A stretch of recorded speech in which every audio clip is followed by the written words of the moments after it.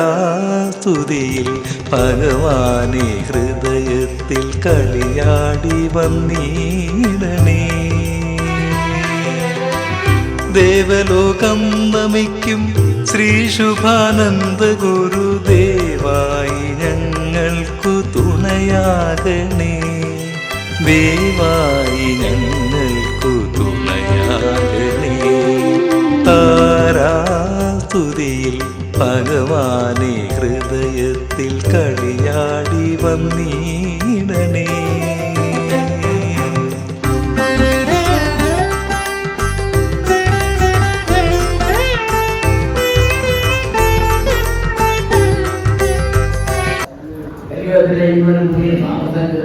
ജന്മഭൂമി പ്രവേശിച്ച് മറ്റൊരു നിന്ന് കേൾക്കാൻ സാധ്യമല്ല. അതൊക്കെ പരിശോധിച്ച് നോക്കണം, പരീക്ഷിച്ച് നോക്കണം. ക്ഷേത്രങ്ങളിലും അമ്പലങ്ങളിലോ പള്ളിയിലോ പോയി വന്നാലും പഴയ കീർത്തനങ്ങളും നാമസങ്കീർത്തനങ്ങളിലോ കേൾക്കാറുണ്ട്. ഇതൊരു പുതിയ രൂപമാണ്, പരിചയമാണ്. ഈ കരിയൂരിലെ പുതിയ നാമസങ്കീർത്തനം ഇവിടെയല്ലാതെ മറ്റൊന്നുമില്ല. ശിവാനന്ദ നാമത്തിൽ ഇവിടെ തന്നെയാണ് സർവവും അടങ്ങിയിരിക്കുന്നത്. പ്രകൃതിയിലുണ്ടായിരിക്കുന്ന ഭഗവാന്റെ ആ പ്രകൃതിയിൽ പോയി വന്നിരിക്കുന്ന സ്വരൂപം ആത്മാവായി ഈശ്വരനായി നാം അനുമാനിക്കുന്നു. അതിൽക്കൊണ്ടുണ്ടാകുന്ന പ്രഭാഷണങ്ങളും കീർത്തനങ്ങളും അതിമനോഹരവും അത്ഭുതകരവും സന്തോഷകരവുമായി തീരുന്ന ഒന്നാണ്. അത് ആർക്കും പരിശോധിക്കാം.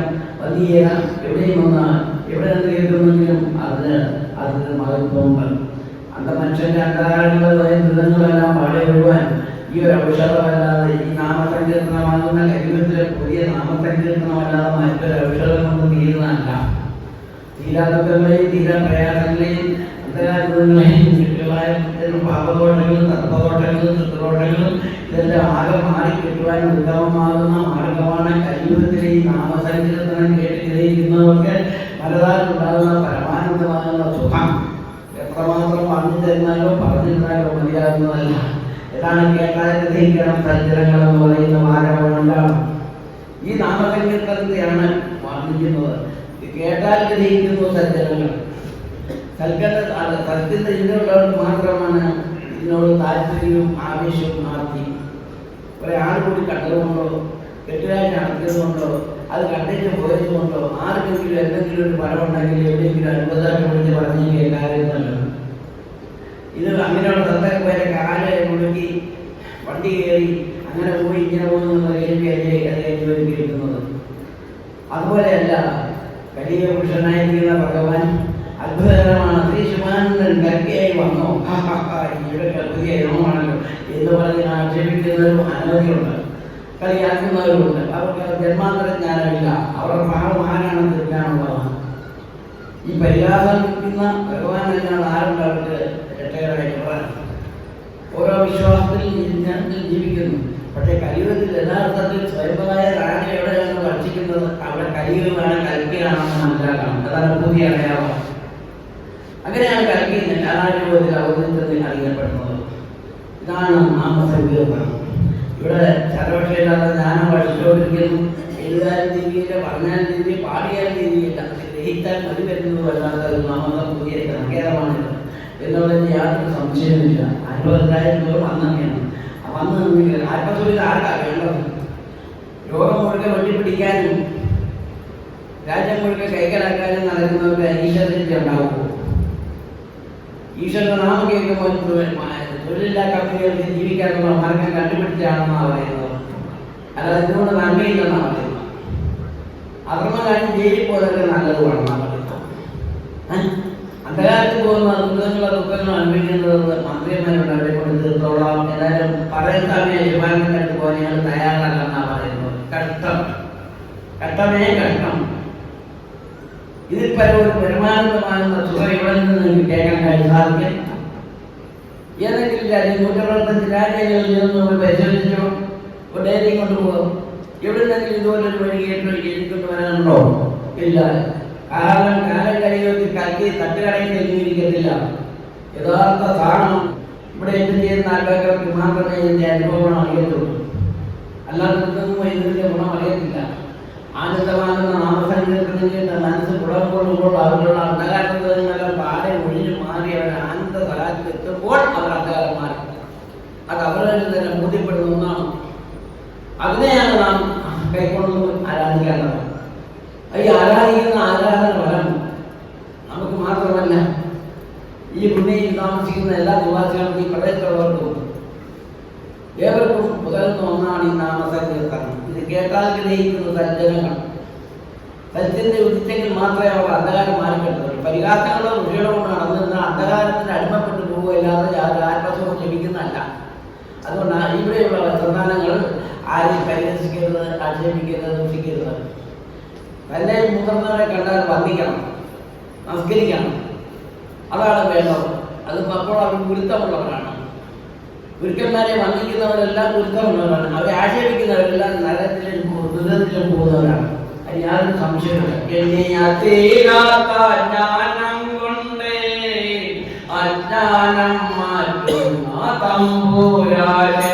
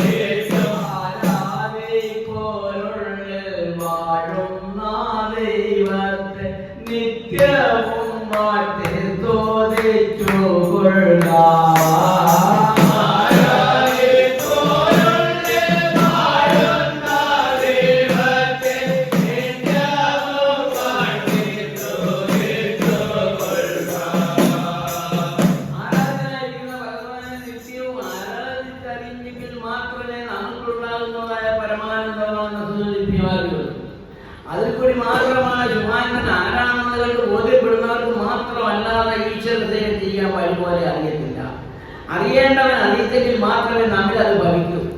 തന്റെ ശബ്ദത്തിന് മാറ്റമില്ല, ശക്തിക്ക് മാറ്റമില്ല. ആ ശബ്ദത്തെയും ശക്തിയെയും നമ്മിൽ തന്നെ കരസ്ഥമാക്കുവാൻ നമ്മിലുള്ള ഭക്തിയാണ് ഇതിനെല്ലാം കാരണം.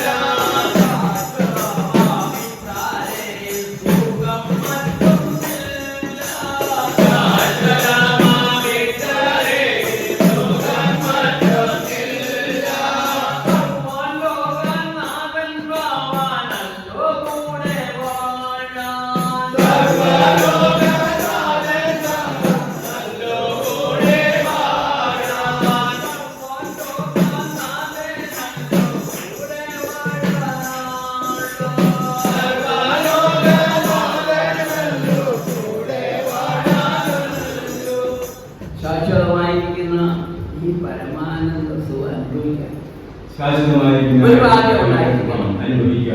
അങ്ങനെ ഭാഗ്യവാന്മാർക്കുള്ളതാണ് ഭാഗ്യവാന്മാർക്കുള്ളതാണ്. ഭാഗ്യവാന്മാർക്കുള്ളതാണ് കലിയുഗം. ഭാഗ്യവാന്മാർക്കുള്ളതാണ് കലിയുഗ പുരുഷനെ കണ്ടറിയുവാനുള്ള ആദ്യ ആവേശം നടത്തുന്നത്. ആത്മാവിനൊരു കണ്ണുണ്ട്. ആത്മാവിന് കണ്ണുണ്ട്. ആ കണ്ണ് എന്തിനു വേണ്ടിയിട്ടുള്ള? ആ കണ്ണ് എന്തിനു വേണ്ടിയുള്ളതാണ്? മനുഷ്യനൊരു കണ്ണുണ്ട്. മനുഷ്യന് കണ്ണുണ്ട്. ആ കണ്ണ് എന്തിനു വേണ്ടിയാണ്? ആ കണ്ണ് എന്തിനു വേണ്ടി? പരസ്പരം ആ കണ്ണിനെ പറ്റി ഒന്ന് വിസ്തരിച്ച് നോക്കാം. പരസ്പരം ആ കണ്ണിനെ പറ്റി വിസ്തരിച്ച് നോക്കണം. ഈ മനുഷ്യന്റെ മുഖത്തൊരു കണ്ണുണ്ട്. മനുഷ്യന്റെ മുഖത്തൊരു കണ്ണുണ്ട്. അവന്റെ അകതാരൊരു കണ്ണുണ്ട്. അവന്റെ അകതാരൊരു കണ്ണുണ്ട്. അകക്കണ്ണ് ഉറക്കണം, ആശാകുമാര്യത്തിലെത്തണം എന്ന് പറയുന്നു. അങ്ങനെ ഉറക്കണം മാറ്റാൻ പാഠോപദേശത്തിൽ പറഞ്ഞല്ലോ, അകക്കണ്ണ് ഉറക്കണം ബാല്യത്തിലെത്തുവാൻ എന്ന് പറയുന്നു അല്ലേ? മനുഷ്യന്റെ കണ്ണുണ്ട്. മനുഷ്യന്റെ കണ്ണുണ്ട്. അകത്തും പുറത്തുമുണ്ട്. അകത്തും പുറത്തുമുണ്ട്. അകതാരിലുള്ള കണ്ണ് എന്തിനുള്ളതാണ്? അകതാരിലുള്ള കണ്ണ് എന്തിനുള്ളതാണ്? പുറമേയുള്ള കണ്ണ് എന്തിനുള്ളതാണ്? പുറമേയുള്ള കണ്ണ് എന്തിനുള്ളതാണ്? പുറമേയുള്ള കണ്ണ് ഈശ്വരനെ കണ്ടുപിടിക്കുവാൻ തന്നോട് ചേർന്ന് സൂക്ഷിച്ചു വാഴുവാൻ. അകമുള്ള കണ്ണാണ് ഈശ്വരനെ കണ്ടുപിടിക്കാൻ. പുറമേയുള്ള മനുഷ്യന്റെ കണ്ണ് ഈ ലോകം മുഴുവൻ വെട്ടിപ്പിടിച്ച് അധർമ്മത്തിലും എല്ലാവരെയും കൂടെ പണം സമ്പാദിച്ച് വാരിക്കൂട്ടണം എന്നുള്ള മോഹക്കണ്ണ്. അതിന് മായക്കണ്ണെന്ന് പറയും. അത് മോഹക്കണ്ണ്, മായക്കണ്ണ്. അകതാരിലുള്ള ജ്ഞാനക്കണ്ണ്. ലോകത്തെ കൈക്കല്ലാൻ പോവാൻ കണ്ണിലുള്ള ചിന്തയായി. സർവലോകത്തെ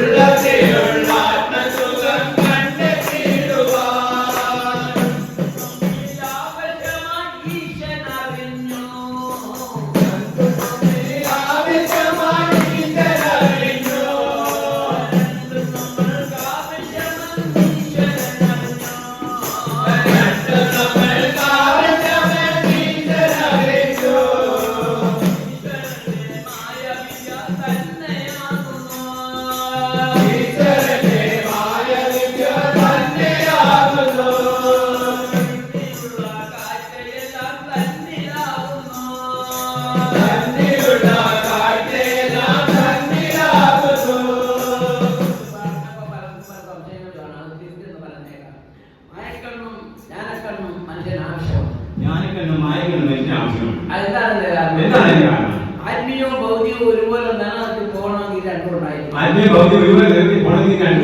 ആത്മസുഖത്തിന് ആത്മീയമില്ല. ജീവിതത്തിന് ഭൗതിക ചിന്ത ഉണ്ടായിരിക്കും. ഈ രണ്ടുമില്ലെങ്കിൽ അവൻ തപം ചെയ്യണം. ഇത് രണ്ടും ആവശ്യമില്ലാത്തവരെല്ലാം തപം ചെയ്തോളും. വനാന്തരത്തിൽ പോയി ഏകാന്ത ചിന്തയിൽ ഇരുന്നാൽ അവന് ഭാര്യയും മക്കളും മറ്റൊന്നുമില്ല. കുടുംബക്കാരാരുമില്ല. അവൻ ഏക ചിന്തനാണ്. അവൻ ഈശ്വരനെ മാത്രം കണ്ടാൽ അങ്ങനെ ആ ചിന്തയിലേക്ക് അവന്റെ മനസ്സ് പോകുമ്പോൾ അവന് ദാഹമില്ല, ക്ഷീണമില്ല, ഉറക്കമില്ല, മയക്കമില്ല, അങ്ങനെ ബോധവാനായിരിക്കുന്നു. അങ്ങനെ പാടുകൾ പെട്ട് പ്രയാസപ്പെട്ട് കൊണ്ടുവന്നതാണ് നമുക്ക് ഈ സമ്പത്ത്. ഒരു നേരം ഒന്ന് ചിന്തിച്ചാൽ ഗുരുവിനെ ആരാധിക്കാത്തത്? മറ്റാർക്കെങ്കിലും ഈ ഷോ ഇവിടെ കൊണ്ടുതരാൻ സാധിക്കുമോ? ആ കഷ്ടപ്പെട്ട് ത്യാഗം അനുഭവിച്ച് കൊണ്ടുവന്നവനാണ് ശുഭാനന്ദൻ. ദൈവം പ്രത്യക്ഷമായി, ശക്തി പ്രത്യക്ഷമായി കണ്ടവനാണ് ശുഭാനന്ദൻ. അതെ, ആത്മാവിൽ കണ്ടവൻ ശുഭാനന്ദനാണ്. ഗ്രന്ഥങ്ങളിലാണ് ദൈവത്തെ കണ്ടിട്ടുള്ളത്. ഗ്രന്ഥങ്ങളിലാണ് ദൈവത്തെ കണ്ടത്. എല്ലാവരും ഒന്നും കണ്ടായിട്ട് പറയാൻ പറ്റില്ല. എല്ലാവരും ഒന്നും കണ്ടായിട്ട് പറയാം. പാടുപെട്ടെങ്കിലും ഒക്കെ പാടുപെട്ടെങ്കിലും യാഗം അനുഭവിച്ചെങ്കിലും ഒക്കെ ഞാൻ അനുഭവിച്ചെങ്കിലും എങ്കിൽ മാത്രമേ ഈ സുഖം അനുഭവിക്കാൻ എങ്കിൽ മാത്രമേ ഈ സുഖം അനുഭവിക്കാൻ ഈ സുഖം അനുഭവിച്ച് കൊണ്ടുവന്നിട്ട് ആർക്കെങ്കിലും ബന്ധുക്കൾക്ക് മാത്രം വീതിച്ചു കൊടുത്തോ? മാത്രം വീതിച്ചു കൊടുത്തു. ബന്ധുത്വമൊക്കെ പറയുന്നത് ഈ സമ്പത്ത് ആർക്കെങ്കിലും വീതിച്ചു കൊടുത്തിട്ടുണ്ടോ? ഈ സമ്പത്ത് ആർക്കെങ്കിലും വീതിച്ചു കൊടുത്തിട്ടുണ്ടോ? നരലോകത്തിൽ കൊണ്ടുവന്ന് വിതരണം ചെയ്തു. നരലോകത്തിൽ കൊണ്ടുവന്ന് വിതരണം ചെയ്തു. അതിന്റെ ശിക്തികൾക്കെല്ലാം ആവശ്യമെന്ന് കണ്ടു. അതിന്റെ ശിക്തികൾക്കെല്ലാം ഇതിന്റെ ആവശ്യമെന്ന് അതിലെ താൻ കണ്ടറിഞ്ഞ് ഉടമസ്ഥനാണ് തന്നിലേക്ക് അറിയിച്ചു കൊടുത്തതാണ്. അതിൽ തന്നെ ഞാൻ കണ്ടത് ഉടമസ്ഥൻ തന്നിലേക്ക് അറിയിച്ചു കൊടുത്തു. നിന്റെ എല്ലാ ആവശ്യത്തിലേക്ക് ഞാൻ തിരഞ്ഞെടുത്തിരിക്കുന്നു. ആന്റോ പറഞ്ഞത് നിന്നെ ഞാൻ നിന്റെ ആവശ്യത്തിലേക്ക് തിരഞ്ഞെടുത്ത് എന്ന് പറയുന്നതുകൊണ്ട് ആ ഏകനാഥനായ പരബ്രഹ്മവാശി നിന്നെ നിന്റെ ആവശ്യത്തിലേക്ക് തിരഞ്ഞെടുത്തത് ശുഭാനന്ദനെ ഇതിനു വേണ്ടി ലോകത്തിന്റെ നന്മയ്ക്ക് വേണ്ടി ലോകശിക്ഷാവായി നീ വാഴുക. നിന്നിൽ നിന്ന് സർവ്വതും തെളിവാക്കി തരും. അതാണ് കലിയുഗത്തിൽ 4 യുഗത്തിൽ എനിക്ക് ജന്മം തന്നിരിക്കുന്നത്. ഇതുകൊണ്ടൊന്ന് ബന്ധുക്കാർക്കാരെങ്കിലും കൊടുത്തോ? 4000 മാസങ്ങളും പ്രകൃതിക്കും ഒന്നുപോലെ വാരി വിതറി കൊടുത്തവൻ ആദ്യം ബന്ധുക്കാരനല്ല. സ്വന്തമായി ചിന്തിച്ചോതാൻ നേടിയെടുത്ത സ്വത്തെ സ്വന്തമായി ചിന്തിച്ചോതാൻ നേടിയെടുത്ത സ്വത്തെ സ്വന്തമായി ചിന്തിച്ചോതാൻ നേടിയെടുത്ത സ്വത്തെ സ്വന്തമായി ചിന്തിച്ചോതാൻ നേടിയെടുത്ത സ്വത്തെ ലോകനന്മയ്ക്കായി വാരി വീണേറി സർവ